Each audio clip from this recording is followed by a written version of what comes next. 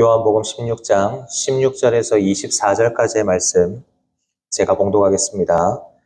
조금 있으면 너희가 나를 보지 못하겠고 또 조금 있으면 나를 보리라 하시니 제자 중에서 서로 말하되 우리에게 말씀하신 바 조금 있으면 나를 보지 못하겠고 또 조금 있으면 나를 보리라 하시며 또 내가 아버지께로 감이라 하신 것이 무슨 말씀이냐 하고 또 말하되 조금 있으면 이라 하신 말씀이 무슨 말씀이냐 무엇을 말씀하시는지 알지 못하노라 하거늘 예수께서 그 묻고자 함을 아시고 이르시되 내 말이 조금 있으면 나를 보지 못하겠고 또 조금 있으면 나를 보리라 함으로 서로 문의하느냐 내가 진실로 진실로 너희에게 이르노니 너희는 곡하고 애통하겠으나 세상은 기뻐하리라 너희는 근심하겠으나 너희 근심이 도리어 기쁨이 되리라 여자가 해산하게 되면 그때가 이르렀으므로 근심하나 아기를 낳으면 세상에 사람 난 기쁨으로 말미암아 그 고통을 다시 기억하지 아니하느니라.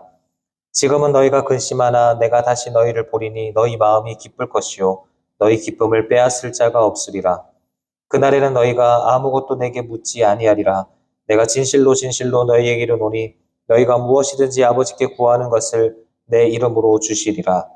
지금까지는 너희가 내 이름으로 아무것도 구하지 아니하였으나 구하라 그리하면 받으리니 너희 기쁨이 충만하리라.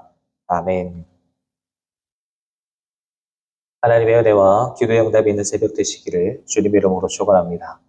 이 시간 본문의 말씀을 가지고 빼앗기지 않는 기쁨, 빼앗기지 않는 기쁨이라는 제목으로 함께 하나님 말씀 상고해 보고자 합니다.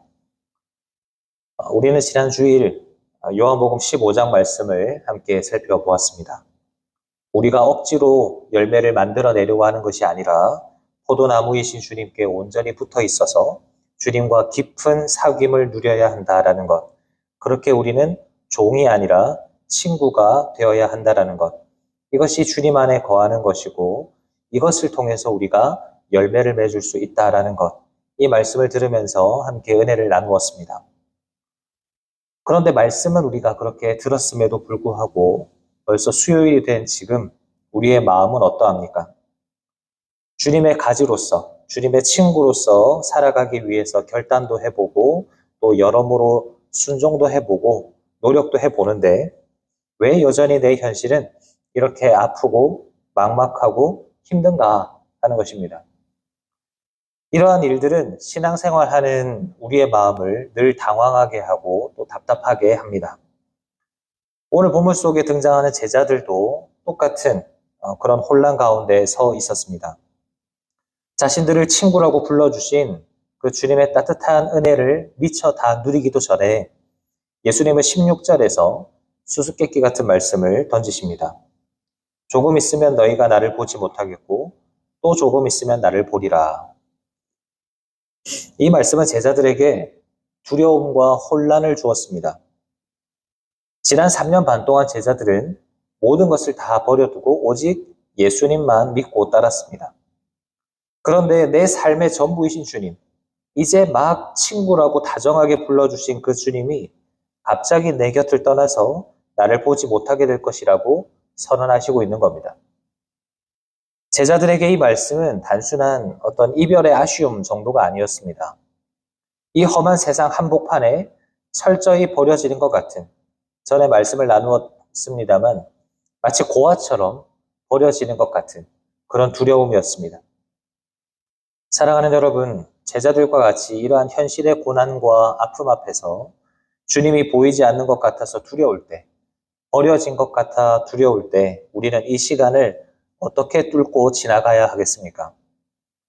오늘 우리에게 주시는 말씀을 함께 살펴보면서 우리의 삶의 짙은 슬픔을 넘어서 세상이 빼앗을 수 없는 참된 기쁨을 회복하는 이 은혜를 누리시는 새벽 되시기를 주님의 이름으로 축원합니다. 먼저 첫째로 그렇다면 주님의 이 말씀 앞에서 제자들이 혼란에 빠진 이유가 무엇일까요?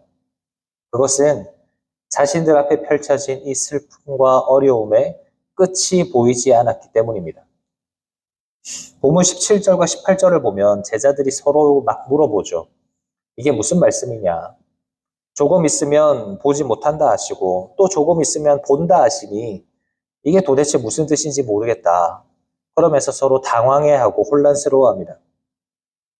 우리는 예수님의 이 말씀의 뜻을 짐작을 하죠. 예수님이 말씀하신 첫 번째 조금 있으면 이라는 표현은 예수님께서 십자가에 못 박혀 죽으시고 무덤에 머무시는 그 캄캄한 절망적인 그런 시간을 의미합니다.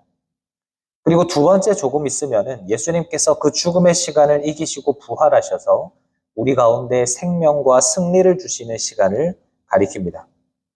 그런데 이것을 깨닫지 못하는 제자들은 이 두 번째 생명의 시간, 부활의 약속이 들리지가 않습니다.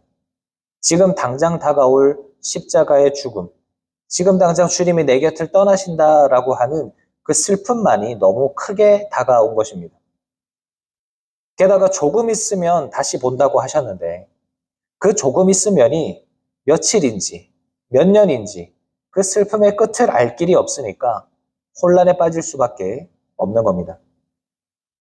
우리의 삶도 이와 같을 때가 있죠. 지금 당장에 내 눈앞에 펼쳐져 있는 문제들, 건강의 문제나 재정의 문제나 관계의 문제나 이런 문제들을 바라보면 우리는 마치 주님이 내 곁에 계시지 않는 것 같은, 내 곁을 떠나신 것 같은 그런 막막함에 빠지게 됩니다. 주님, 지금 제가 이렇게 아픈데, 지금 제 상황이 이렇게 절망적인데 도대체 이 고통과 어려움은 언제 끝난단 말입니까? 내가 겪고 있는 이 고난이 영원히 지속될 것만 같은 그 두려움, 예수님이 내 곁에 계시지 않는 것 같은 이 외로움이 계속 지속될 것 같은 막막함, 그 끝이 보이지 않는 슬픔 앞에서 우리는 제자들처럼 혼란에 빠지고 신앙의 침체를 경험하게 됩니다. 그런데 오늘 주님께서 우리에게 말씀해 주신 이 말씀, 특별히 조금 있으면이라고 하는 이 단어에 우리가 조금 집중해 보면 좋겠습니다. 이 조금 있으면이라는 표현은 단순히 시간이 좀 지나면 모든 게 다 해결될 거야 라는 막연한 위로의 말이 아닙니다. 세상에 어떻게 힘든 일만 있겠니? 힘든 날이 있으면 좋은 날이 올 거야. 조금만 더 버텨봐. 시간이 약이야. 조금 견디다 보면 금방 지나갈 거야. 이런 세상의 어떤 얄팍한 긍정주의 같은 것이 아닙니다. 제자들의 눈에 이 시간은 주님께서 계시지 않는 부재의 시간이었지만 사실 영적인 눈으로 보면 이 시간은 하나님께서 우리를 살리시기 위해서 일하시는 십자가의 시간이에요. 주님이 십자가에 달려 죽으시고 무덤에 계시던 그 사흘이라고 하는 시간, 하나님이 가장 깊이 침묵하시는 것 같았던 그 절망의 짧은 시간은 사실 하나님께서 인류를 구원하실 생명의 역사를 이루시는 시간이라는 겁니다. 여러분 마찬가지입니다. 내 삶을 송두리째 흔들고 있는 고난 가운데 계십니까? 주님이 보이지 않는 것 같은 외로움이나 절망의 시간을 보내고 계시는 분이 계십니까? 하지만 그 시간은 결코 주님이 나를 떠나신 시간이 아닙니다.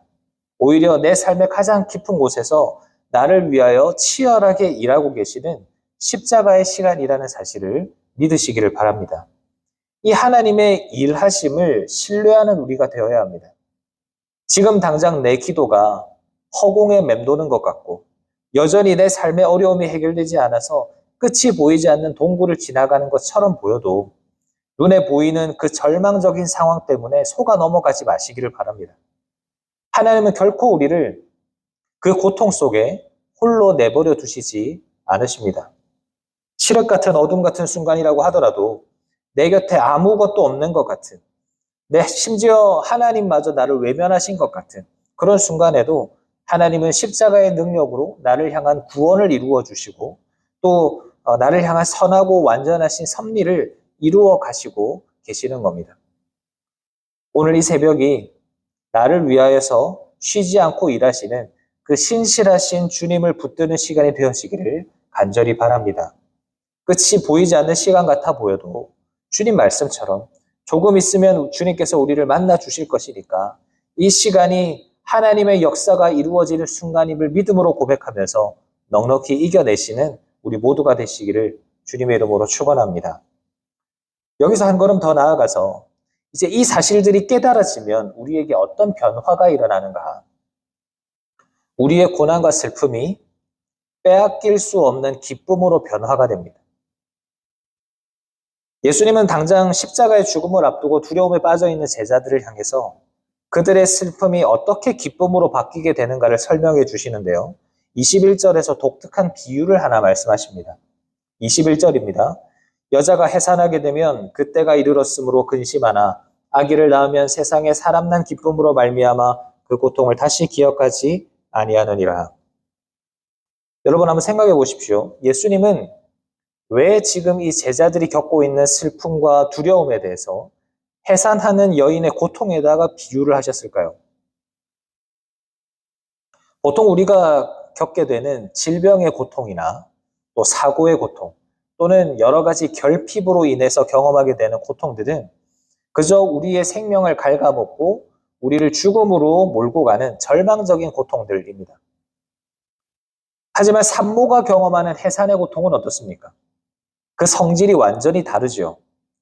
물론 산모는 뼈가 부서지는 것 같고 피하고 싶어도 피할 수 없는 극심한 고통을 겪게 되지만 그 고통은 절망적인 고통이 아니라 오히려 내 안에서 자라난 그 귀한 생명을 태어나게 하기 위해서 반드시 겪어야만 하는 생산적인 고통이라는 것입니다. 예수님은 지금 제자들이 겪고 있는 그리고 겪어야 하는 그 십자가의 슬픔, 예수님이 자신들을 떠나가시게 될 그 슬픔, 그리고 오늘날 우리가 현실 가운데서 마주하게 되는 그 고난과 슬픔들이 단순히 우리를 망하게 하고 우리를 죽게 하는 절망적이고 헛된 고통이 아니다라고 예수님은 말씀하고 계시는 겁니다. 주님의 십자가 죽음 앞에서 세상 사람들은 예수님이 실패했다고 기뻐하고 조롱할 것이고 제자들은 가슴을 치면서 애통할 것입니다. 그러나 그 슬픔과 아픔은 끝이 없는 절망이 아니라 부활이라고 하는 가장 위대한 생명을 낳기 위해 경험해야만 하는 영적인 산통인 것입니다. 그리고 마침내 아이의 울음소리가 터져 나오는 순간 산모는 그 끔찍한 고통을 새까맣게 잊어버릴 만큼 엄청난 기쁨에 사로잡히는 것처럼 제자들의 애통함 역시 부활하신 주님을 다시 만나는 그 순간 완전한 기쁨으로 역전될 것을 예수님은 선포하고 계신 것입니다. 사랑하는 성도님 여러분, 우리의 삶도 마찬가지 아니겠습니까? 세상 사람들은 자신들의 뜻대로 승승장구하는 것 같은데 왜 예수 믿는 우리의 삶을 돌아보면 이렇게 억울한 일들이 많고 여러 가지 문제들 때문에 눈물 마를 날이 없는지 탄식하면서 마음이 무너져 내릴 때가 있습니다. 그러나 여러분, 오늘 이 주님의 약속을 굳게 붙드시기를 바랍니다. 우리가 오늘 이 시간 드리는 그 간절한 기도들, 응답되지 않는 것 같아서 가슴을 치면서 견뎌내고 있는 그 인내의 시간들은 결코 무의미한 시간이 아니라 무의미한 고통이 아닙니다. 이 슬픔은 하나님께서 우리 안에 더 단단한 믿음을 낳으시고 우리의 삶을 더 아름다운 은혜로 빚어가시기 위한 영적인 산통의 과정인 걸 믿으시기를 바랍니다. 그래서 주님은 22절에서 이렇게 약속하시죠.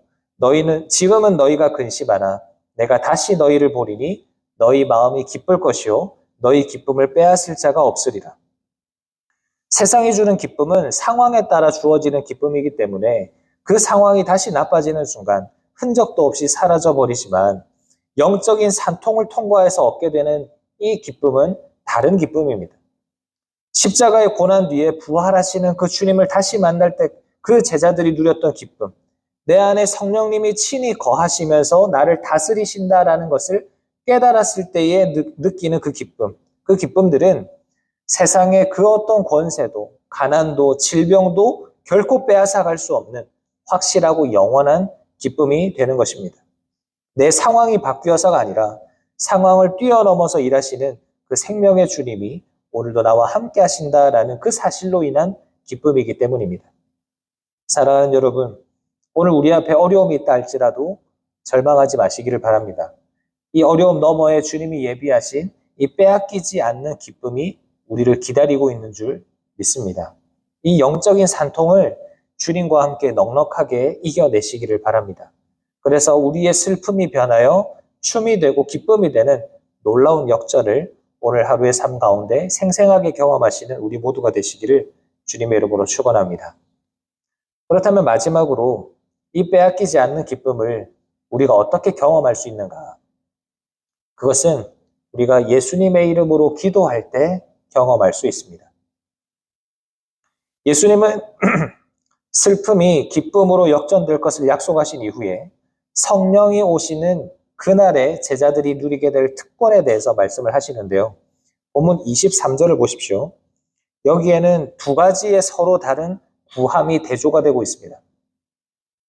그날에는 너희가 아무것도 내게 묻지 아니하리라. 내가 진실로 진실로 너희에게 이르노니 너희가 무엇이든지 아버지께 구하는 것을 내 이름으로 주시리라. 여기서 묻다라고 하는 헬라어 단어는 말 그대로 몰라서 질문하는 것을 의미합니다. 제자들은 지금까지 눈앞에 닥친 고난의 의미를 몰라서 주님 이것이 무슨 뜻입니까? 라고 질문하고 또 질문했습니다.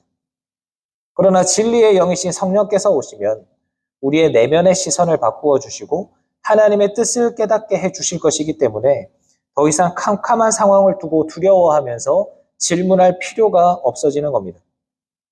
그리고 이어서 예수님은 완전히 다른 차원의 구함을 말씀하시는데요. 여기서 구하다라는 단어는 원어적으로 당당하게 요구하다라는 의미입니다. 그러니까 성령님께서 임하시는 그날이 되면 우리는 아버지 하나님께 당당하게 구하는 자가 된다라는 겁니다. 고난 앞에 엎드려서 원망 섞인 질문만 하는 자가 아니라 십자가의 은혜를 힘입어서 하나님 앞에 직접 나아가 당당하게 요구하고 간구하는 자가 된다라는 거죠. 그런데 24절을 보면 우리가 하나님께 당당하게 구할 때 어떻게 구하라 말씀하십니까? 내 이름으로 구하라 말씀하세요. 내 이름으로 구하라. 이것이 무슨 의미일까요? 그냥 기도의 맨 마지막에 예수님의 이름으로 기도합니다만 붙이면 되는 걸까요? 아닙니다. 예수님의 이름으로 기도한다라는 말의 의미는 내 뜻과 고집을 내려놓고 예수님의 인격과 또 예수님의 목적에 맞게, 다시 말해서 하나님의 선하신 뜻에 맞게 간구하는 것을 의미합니다. 지금 내 상황을 내 마음대로 바꾸어 달라고 요구하는 기도가 아니라 지금 이 상황 속에서도 주님의 뜻이 이루어지기를 간구하는 기도인 것입니다. 그것이 예수님의 이름으로 기도하는 거예요. 그렇게 기도할 때 어떤 일이 일어납니까? 24절 구하라 그리하면 받으리니 너희 기쁨이 충만하리라. 사랑하는 성도님 여러분, 우리가 절망 속에서도 슬픔 속에서도 그럼에도 불구하고 기도하러 나와야 하는 이유가 바로 여기 있습니다. 우리가 예수님의 이름으로 기도하여 응답을 받는 그 놀라운 경험은 그냥 단지 내 삶에 어떤 문제가 하나 해결이 되었다. 그런 차원을 넘어서는 겁니다. 기도의 응답은 창조주 하나님께서 나를 이토록 사랑하시고 내 삶의 가장 깊은 아픔까지 세밀하게 돌보신다라는 증거가 되기 때문에 영적인 산통을 통해 겪었던 이 아픔과 눈물들은 깨끗하게 씻겨져 나가고 세상의 상황이 결코 빼앗을 수 없는 충만한 기쁨이 우리의 영혼을 가득 채우게 되는 겁니다. 그렇기 때문에 사랑하는 여러분, 이 예수 그리스도의 이름이 오늘 나에게 허락된 위대한 특권이라는 사실을 깨닫고 오늘도 주님의 이름으로 담대하게 구하시기를 바랍니다. 그리할 때 우리 아버지 하나님은 우리의 기도를 들으시고 슬픔이 변하여 기쁨이 되게 하실 줄 믿습니다. 말씀을 마무리하겠습니다. 혹 우리 가운데 끝이 보이지 않는 것 같은 슬픔이나 아픔 가운데 계신 분이 계십니까? 해결되지 않는 그 문제들 앞에서 제자들처럼 두려워하고 계시는 분이 계십니까? 그러나 기억하시길 바랍니다. 지금 우리가 겪고 있는 이 슬픔과 아픔들은 결코 우리 인생의 결론이 되어질 수가 없습니다. 해산하는 여인의 산통처럼 이 모든 어두운 터널의 너머에는 주님께서 예비하신 영광스러운 생명과 기쁨이 기다리고 있는 줄 믿습니다. 그렇기에 오늘 우리의 모든 불안과 원망을 주님의 십자가 앞에 다 쏟아 놓으면서 우리에게 주신 가장 강력한 특권, 예수 그리스도의 이름으로 아버지께 담대히 구하시기를 바랍니다. 응답하시는 주님을 깊이 만날 때 세상이 빼앗을 수 없는 그 충만한 기쁨이 바로 지금 이 기도의 자리에서부터 시작될 줄 믿습니다. 내가 다시 너희를 보리라, 너희 기쁨을 빼앗을 자가 없으리라, 이 약속의 말씀을 굳게 붙잡고 오늘도 주님 주시는 기쁨으로 놀라운 은혜 누리시는 우리 모두가 되시기를 주님의 이름으로 축원합니다. 아멘. 말씀을 생각하면서 함께 기도하겠습니다. 은혜와 자비가 풍성하신 하나님 우리 아버지, 끝이 보이지 않는 현실 가운데서 두려워하고 염려하는 우리 가운데 이러한 위로와 생명의 말씀을 주시니 감사를 드립니다. 지금 우리가 겪고 있는 이 고통과 눈물이 결코 우리 인생의 절망적인 결론이 아니라 참된 기쁨과 생명을 낳기 위한 영적인 산통이 됨을 깨닫게 하시니 감사합니다. 주님께서 말씀해 주신 대로 예수님의 이름으로 기도함을 통하여서 이 모든 어려움들을 능히 이겨내고 세상이 빼앗을 수 없는 그 기쁨을 회복하는 우리 모두가 되어지도록 은혜 내려 주시옵소서.